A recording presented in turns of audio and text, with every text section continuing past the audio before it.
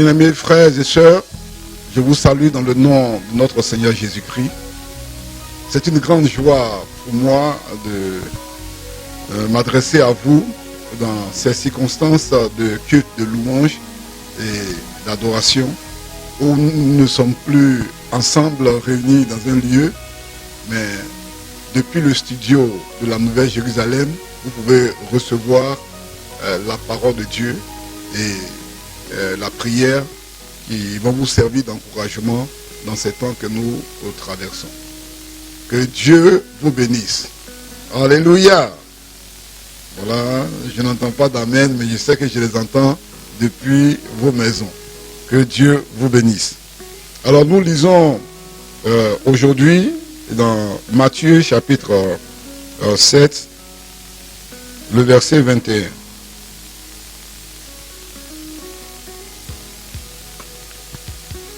Nous allons parler de la mise en pratique de la parole de Dieu avec tous ses résultats positifs dans notre vie. Matthieu chapitre 7, le verset 21. Ceux qui me disent Seigneur, Seigneur, n'entreront pas tous dans le royaume des cieux, mais celui-là seul qui fait la volonté de mon Père qui est dans les cieux.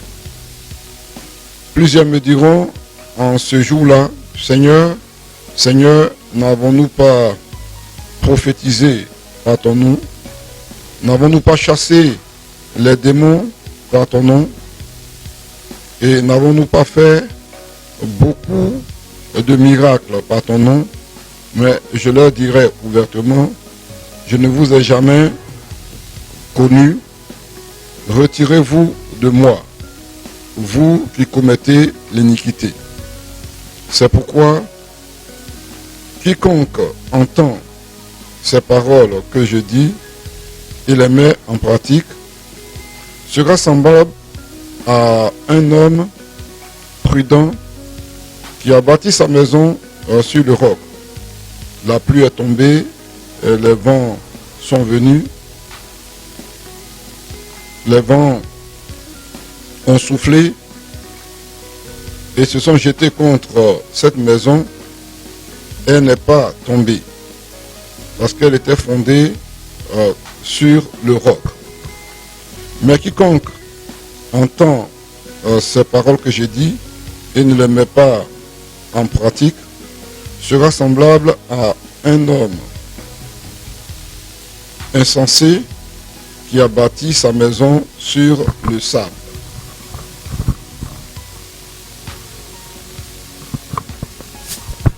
La pluie est tombée, les torrents sont venus, les vents ont soufflé et ont battu cette maison. Elle est tombée et sa ruine est grande. Nous allons nous arrêter là pour la lecture et commencer à faire la discussion de ce que nous avons lu. Il s'agit ici de Jésus-Christ qui a donné un enseignement. Nous pouvons parler du sermon sur la montagne où le Christ a même relevé certaines choses qu'on trouve dans la loi et qui ne sont pas contraires à ce qu'il enseigne, mais son enseignement est d'une grande profondeur. Il nous pousse à aller loin avec Dieu dans notre relation. Parlant de œil pour œil, Jésus, à la place, Jésus parle de pardon. Pardonnez à ceux qui vous font du mal et même pardonner et même prier pour nos ennemis. Voilà l'enseignement de Jésus-Christ. Et il montre que celui qui met cet enseignement en pratique ressemble à une maison qui est bâtie sur le roc. Celui qui ne met pas l'enseignement en pratique ressemble à une maison qui est bâtie sur le sable. Ces deux comparaisons qui sont faites sont d'une portée capitale. Une portée capitale parce que une grande partie de notre vie avec le Seigneur, je voudrais dire par rapport à Dieu, se déroule ici sur terre et une autre partie dans l'éternité. Commençons par ce qui est négatif. Le chrétien qui aborde la parole de Dieu, qui veut entretenir des relations avec le Seigneur Jésus-Christ et qui ne met pas ce que Jésus dit en pratique, il réduit ses chances de succès avec Dieu. Là où Dieu aurait pu intervenir pour le sauver, il rate, il manque cette opportunité. Et je parle de notre relation avec Dieu sur cette terre. Mais après, dans l'éternité, nous n'aurons pas de part avec Dieu si nous n'avons pas mis sa parole en pratique. En ce moment, mettre la parole de Dieu en pratique devient le point de référence de tout ce que nous faisons avec Dieu sur la terre. Il faut que tu te réfères à la mise en pratique de la parole de Dieu. Prier pour les malades, pour que les malades guérissent. Le don de guérison provient de Dieu. Faire des actes de bienveillance proviennent de la bénédiction que Dieu a donnée à quelqu'un. Si tu voles au secours des malades, si tu voles au secours des prisonniers, c'est parce que Dieu t'a béni en bien matériel ou bien en volonté personnelle qui puisse te permettre d'aller voir les malades ou faire du bien à ceux qui sont en prison. Voyez, cela découle d'une bénédiction que tu as reçue de la part de Dieu. Mais il reste toujours l'aspect de la mise en pratique de la parole de Dieu. Pardonner à quelqu'un qui t'a fait du mal n'est pas facile. Mais si tu t'approches de Dieu et que tu donnes ton cœur à Dieu et qu'il te fournit la force spirituelle nécessaire qui te permet de pardonner à quelqu'un qui t'a fait du mal, tu aurais mis la parole de Dieu en pratique dans son aspect particulier qui te permettra de rester en contact avec Dieu. Donc veillons à cela parce que nous devons montrer la puissance de la parole de Dieu. Voilà pourquoi, dans un deuxième temps, quelles sont les bénédictions ou quel est le comportement de celui qui s'attache à l'Éternel des armées. Sa préoccupation, celui-là, sa préoccupation, c'est de mettre la parole de Dieu en pratique. Nous allons voir comment est-ce que Josué, cet homme qui est vu comme puissant dans la Bible, dans l'Ancien Testament, a reçu sa force de Dieu pour arrêter le soleil sur Gabaon et la lune sur la vallée d'Ajalon. Vous voyez, d'où est venue sa force? C'est un homme qui a commencé avec Moïse. Depuis le départ avec Moïse, vous voyez, la Bible l'appelle serviteur de Moïse. Il servait Dieu avec Moïse, mais il était appelé serviteur de Moïse parce qu'il faisait avec Moïse ce que Dieu dit à Moïse de faire. Il soutenait Moïse dans l'œuvre qu'il faisait pour la gloire de Dieu. Donc c'est quelqu'un qui a un passé d'obéissance à Dieu, qui a un passé de soumission à l'Éternel. Quand le jour est arrivé d'arrêter le soleil sur Gabaon, ce n'était pas quelque chose de surprise, ce n'est pas quelque chose qui est venu d'inattendu, mais c'est préparé dans le secret avec Dieu. Comment un tel grand leader aurait pu avoir la victoire ou bien aurait pu échouer devant les ennemis s'il ne s'était pas préparé correctement. Donc la préparation pour faire face à l'adversité, parce que la pluie va venir, les torrents vont venir. Les vents vont souffler. Nous sommes sur cette terre et évidemment, voici un vent qui est en train de souffler, appelé le coronavirus. Covid-19. Voici un vent qui souffle. Même si tu n'es pas atteint par la maladie, voici un vent qui est en train de souffler et qui fait peur. Il est dit par les médias que le coronavirus, il détruit d'abord ton économie avant de t'attaquer toi-même. Si nous analysons cette expression, voyons ce qui se passe. Les gens ne sont pas, tout le monde entier n'est pas atteint en général.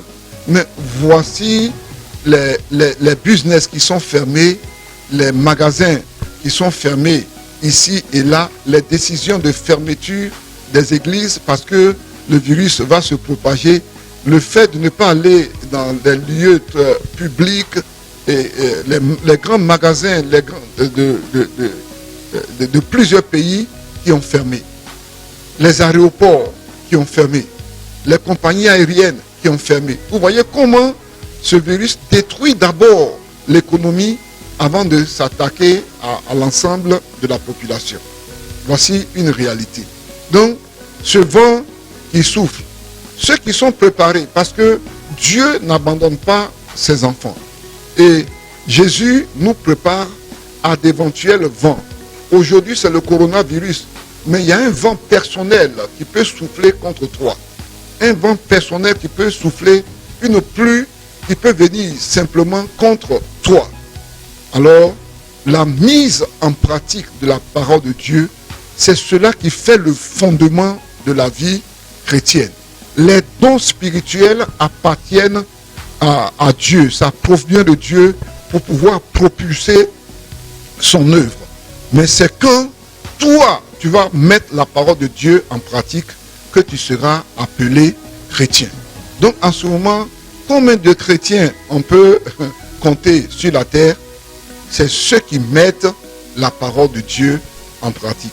Je vous invite, chers frères et sœurs, à considérer cet aspect de la chose. J'ai voulu ce message court et bref pour qu'on prenne le temps de réfléchir sur l'importance de la parole de Dieu. Parce que Dieu n'abandonne pas ceux qui lui appartiennent.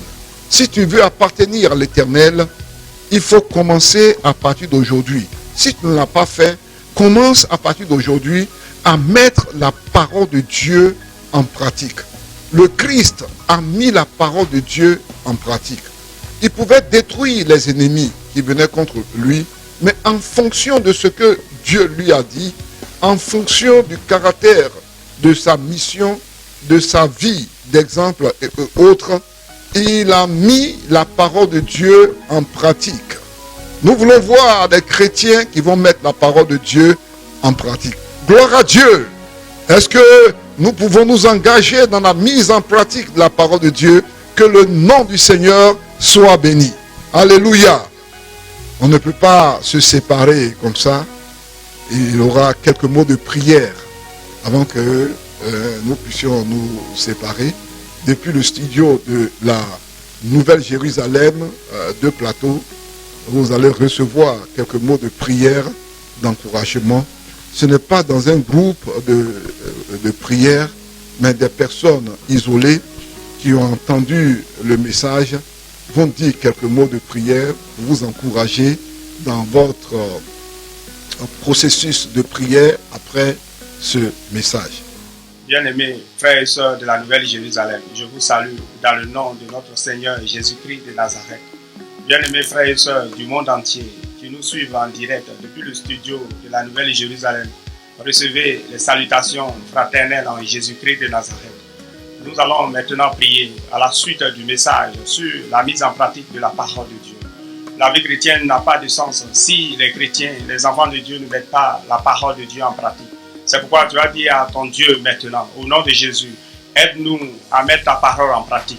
Prions ensemble. Vous pouvez prier ensemble avec moi depuis vos maisons, depuis le lieu où vous vous trouvez en ce moment. Prions ensemble. Éternel, nous bénissons ton nom. Nous te rendons toute la gloire parce que tu es le Dieu qui a créé la terre sur laquelle nous marchons. Tu es le Dieu qui a créé également le ciel où nous voulons aller. Tu es le Dieu qui donne les bénédictions que nous recherchons. Et tu as inscrit en nous le principe de l'obéissance. Tu nous demandes d'obéir à ta parole. Ce soir, nous voulons te dire que nous voulons effectivement marcher sur le chemin de l'obéissance, sur le chemin de la mise en pratique de ta parole. Parce que nous avons compris que la vie chrétienne n'a pas de sens si les enfants de Dieu n'obéissent pas à ta parole. Nous voulons dire oui à ta parole. Nous voulons développer la vision du oui Seigneur. C'est-à-dire lorsque tu parles, tu nous dis d'aller à gauche, d'aller à droite. Nous voulons obéir simplement. Comme cela nous a été enseigné par Abraham, le père de la foi. Lorsque tu lui as dit de quitter son pays, de quitter ses parents pour aller dans un lieu que tu vas lui indiquer, il a obéi, et à cause de son obéissance, il est devenu d'abord non seulement une source de bénédiction, mais il est devenu également celui à partir de qui toute l'humanité, toutes les maisons, toutes les nations de la terre seront bénies. Et en Abraham, nous sommes bénis ce soir. Nous comprenons à la suite de ce message que nous avons besoin de mettre ta parole en pratique. Nous voulons faire comme notre Seigneur Jésus-Christ de Nazareth, celui qui a dit que sa nourriture, ce n'est rien d'autre que la mise en pratique de ta parole. Il a dit que lui, il a une nourriture que nous ne connaissons pas. Sa nourriture, c'est de faire la volonté du Seigneur de gloire de Dieu. Nous aussi, aujourd'hui, étant chrétiens, marchons à sa suite. Nous voulons marcher dans les pas de notre Seigneur et nous voulons faire de la volonté du Seigneur notre nourriture. Nous voulons mettre en pratique sa parole dans le nom de Jésus-Christ de Nazareth. Bien-aimés, nous allons continuer à prier. Nous allons demander à Dieu de faire de nous des champions de l'obéissance, à l'image d'Abraham, à l'image de Noé, à l'image d'Enoch, à l'image de Josué. Nous voulons être le Josué de notre époque. Nous voulons être le Josué, l'Abraham de notre époque. Abraham a passé son temps, il n'est plus de ce monde, mais c'est nous, les chrétiens d'aujourd'hui, qui sommes là. Si Dieu cherche quelqu'un qui doit obéir à sa parole sur la terre, c'est nous. Tu vas dire depuis ta maison, tu vas prier avec moi et dire à Dieu de t'aider à être le Abraham dans le domaine de l'obéissance de ton époque. Si Dieu cherche une femme qui obéit, un homme qui obéit, qu'il te trouve là où tu te trouves. Prions ensemble, Seigneur. Seigneur, si tu cherches quelqu'un qui obéit à ta parole, me voici. Je veux être cette personne. Je veux remporter le championnat de l'obéissance, le championnat de la mise en pratique de ta parole. Parce que je sais, j'ai compris que dans l'obéissance à ta parole se trouve le succès, mon bonheur. Tout ce que je cherche se trouve dans l'obéissance. Le paradis que je cherche, c'est toi qui l'as créé. Je ne connais même pas le chemin, mais toi qui connais ce chemin. C'est pourquoi lorsque tu me diras d'aller à gauche, j'irai à gauche. Comme cela s'est passé dans la vie d'Élie. Lorsque tu dis à Élie d'aller au Jourdain, il s'en va au Jourdain. Lorsque tu dis à Élie d'aller à Bethel, il s'en va à Bethel. Et nous avons vu comment tu t'es glorifié au travers de sa vie. Aujourd'hui encore, tu es vivant et tu es capable de nous donner les secrets, de nous donner des révélations par rapport au coronavirus, pourvu que nous obéissions à ta voix, pourvu que nous soyons attachés à toi. Nous voulons demeurer attachés à toi, parce que nous savons que tu es le Dieu qui a la vie, qui a la source de la vie entre ses mains. Que toute la gloire te revienne. Merci Seigneur de nous avoir donné, d'avoir imprimé l'obéissance dans notre cœur. Nous voulons vraiment te ressembler. Tu nous as créé à ton image, à ta ressemblance. Et dans ta ressemblance, il y a l'obéissance. Il y a la mise en pratique de ta parole. Nous voulons être tels que tu le veux, pour la gloire de ton nom. Que toute la gloire te revienne, Seigneur. Nous voulons que tous les chrétiens du monde entier obéissent à ta voix. Et en étant obéissants à toi, ils ont trouvé dans l'obéissance à la parole de Dieu la force nécessaire pour mettre dehors le coronavirus. Que toute la gloire te revienne au nom de Jésus. Amen. Bien-aimés frères et sœurs en Christ, soyez bénis au nom de Jésus. Dans la suite de l'enseignement que nous avons reçu, nous allons prier.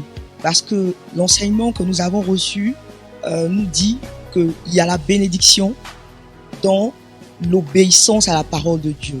Et nous croyons en cela. Et nous croyons fermement en cela. C'est pour cela, bien-aimé, je t'invite, là où tu es, à faire cette prière avec moi. Je t'invite à prier, à invoquer la fidélité de Dieu, parce que Dieu est fidèle. Sa parole est vraie. Oui, tu vas dire, Seigneur, je crois en ta parole. Je sais que tes promesses sont oui et amen. Je sais que tes bénédictions accompagnent ceux qui mettent en pratique ta parole. Prions le Seigneur. Éternel Dieu vivant et vrai, nous avons reçu ta parole. Nous nous sommes engagés à mettre en pratique ta parole. Parce que nous savons qu'en retour, tu nous bénis. Nous savons qu'en retour, rien ne manque à ceux qui te craignent. Nous savons qu'en retour, la main de l'Éternel est sur ceux qui le craignent. Ces anges campent autour de ceux qui le craignent. Et ce matin, là où nous sommes, nous nous attendons à cela. Nous savons, Éternel, que tu es avec nous, que tu es avec tes enfants. Nous savons que ta présence ne nous manque pas. Parce que nous avons accepté ta parole. Parce que nous avons ouvert nos cœurs à ta parole. Parce que nous avons dit oui à ta parole. Alors tu es avec nous.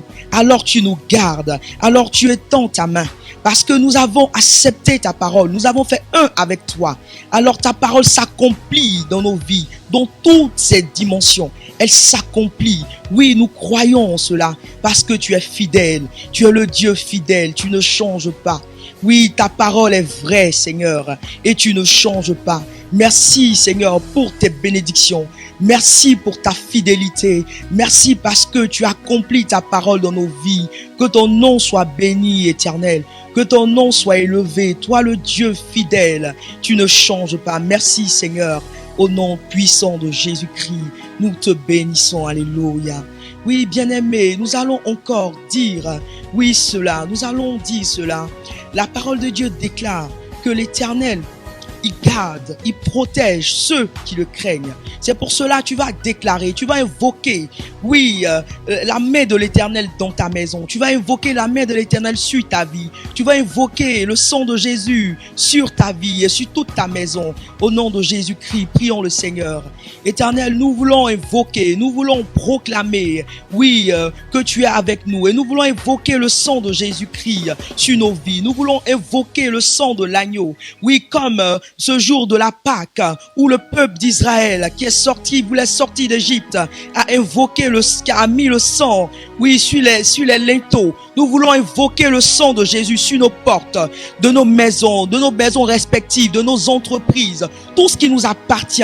Nous voulons imposer le sang de Jésus-Christ sur tout ce qui est mien. Parce que ta parole est vraie, Seigneur. Parce que tu nous as dit, voici ce qui accompagne ceux qui sont de toi. Oui, nous ne craignons rien parce que tu es avec nous. Tu nous gardes, Seigneur. Et cela, nous voulons le proclamer. Nous voulons le confesser. Nous voulons dire que le sang de Jésus-Christ coule. Le sang de Jésus-Christ se répand sur nos vies. Le sang de Jésus se répand sur nos maisons. Le sang de Jésus se répand sur nos entreprises. Le sang de Jésus se répand sur nos familles. Et là où nous passons, nous savons que nous marchons avec toi. Là où nous passons, nous savons que ta présence, oui, comme la nuée ou comme le feu nous précède. Nous savons que le sang de Jésus est une couverture. Nous savons que le sang de Jésus est une garantie, est une bénédiction. Nous le croyons et nous le confessons dans le nom puissant de Jésus-Christ de Nazareth. Merci Seigneur pour ton sang. Merci Seigneur pour ton nom. Merci Seigneur pour ton nom qui est une garantie. La Bible dit à cause de ton nom. Dans le psaume 23, la Bible dit à cause de ton nom. Tu nous gardes à cause de ton nom. Tu nous protèges, tu nous délivres du filet de l'oiseleur à cause de ton nom. Et non pas seulement de ton nom, mais de ton sang qui est répandu sur nous. De ton sang qui est comme une marque. De ton sang qui est comme un signe qui est sur nos fronts. Qui est comme un signe qui nous distingue. Là où nous sommes, ton sang nous distingue. Ton sang nous protège. Merci pour ton sang qui est répandu sur nous. Merci pour ton nom qui nous distingue. Merci pour ces bénédictions. Merci pour ces promesses. Que la gloire te revienne au nom de Jésus-Christ. Bien-aimé, l'un des avantages d'être un enfant de Dieu, c'est que nous avons reçu le Saint-Esprit. Nous avons le Saint-Esprit en nous. Et parce que nous avons le Saint-Esprit en nous, nous sommes appelés fils de Dieu.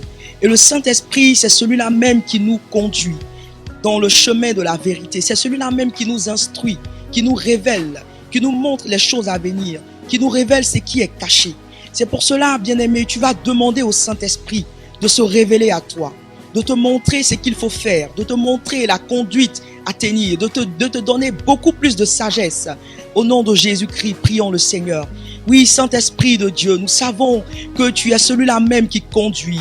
Oui, ceux qui sont appelés enfants de Dieu, nous savons que tu instruis. Nous savons que tu conseilles. Nous savons que tu te révèles. Alors nous avons besoin de toi. Nous avons besoin de révélation. Nous avons besoin d'instruction.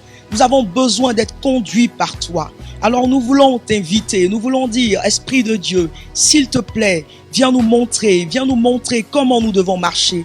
Viens nous révéler ce qu'il faut faire. Viens te révéler à nous sur la scène de nos vies. Quand nous dormons, quand nous travaillons, quand nous marchons, quand nous vaquons à nos occupations, nous nous attendons à toi. Nous nous attendons à recevoir un message de toi. Nous nous attendons à recevoir une instruction particulière de ta part en ce moment de trouble, en ce moment de crise, en ce moment de difficulté. Oui, sans ton orientation, nous sommes perdus. Sans ta vision, nous sommes perdus. Alors nous disons, oui, viens Saint-Esprit. Oui, nous avons besoin de toi. Ton peuple a besoin de toi. Nous crions, Esprit de Dieu, viens te révéler, viens te révéler. Viens nous faire du bien, Saint-Esprit. Viens parler à une personne.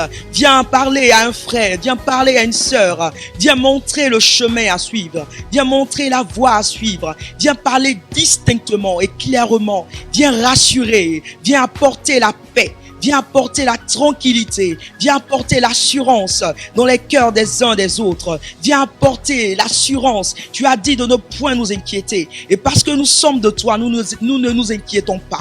Et en retour, nous nous attendons à recevoir une instruction de ta part. Nous nous attendons à savoir ce qu'il faut faire clairement. Oui, nous nous attendons à recevoir de toi là où nous devons être, au bon moment et au bon endroit. Nous ne voulons pas être embarqués par la crainte, par la panique. Mais sur tes instructions, nous voulons marcher. Sur ta voie, nous voulons aller. Oui, parce que tu es celui-là même qui te révèle. Esprit de révélation. Esprit de révélation. Viens souffler sur nos vies. Viens souffler dans nos maisons. Viens souffler dans nos cœurs. Tu balais la peur. Tu balais la crainte. Tu balais le fait de pouvoir s'appuyer sur des paroles. S'appuyer sur ce qu'on dit sur le net. Mais tu nous remplaces cette crainte par la sagesse. Tu remplaces cette peur par la sagesse qui vient de toi. Viens renouveler notre intelligence. Viens renouveler notre sagesse. Viens renouveler, oui, notre esprit par la révélation. Viens nous illuminer par ta révélation. Nous avons besoin de toi. Merci Saint-Esprit parce que tu le fais. Oui, parce que tu visites les frères et les sœurs. Parce que tu fais du bien à ton église. Parce que tu viens nous réconforter et tu viens nous apporter le soutien qu'il faut. Merci Saint-Esprit parce que tu le fais au nom de Jésus-Christ. Que la gloire te revienne au nom puissant de Jésus-Christ. Là où vous êtes, recevez au nom de Jésus-Christ. Oui, recevez le toucher du Saint-Esprit. Recevez la gloire de Dieu dans vos maisons. Recevez la présence de Dieu dans vos maisons. Recevez la paix de Dieu dans vos cœurs au nom puissant de Jésus-Christ de Nazareth. Bien, à partir de ce message que vous avez écouté, sachez que vous serez entretenu par ce moyen, le studio de la Nouvelle Jérusalem, donc sur la page Facebook du docteur Claver, docteur Couton Claver, c'est comme ça que c'est écrit. Et je voudrais vous encourager à être un peu plus digital, c'est-à-dire que d'aller souvent sur cette page. Même si vous n'avez pas ce petit objet appelé cellulaire ou de téléphone portable, si vous pouvez vous en procurer, ça vous fera du bien, parce que vous aurez ces messages, ces informations, même les études bibliques qui seront publiées sur cette page. Il est vrai qu'on peut vous envoyer des SMS sur votre portable, mais cette page, désormais, est très importante pour vous. Il y a les boîtes des offrandes qui sont à l'église pour les chrétiens de la Nouvelle Jérusalem.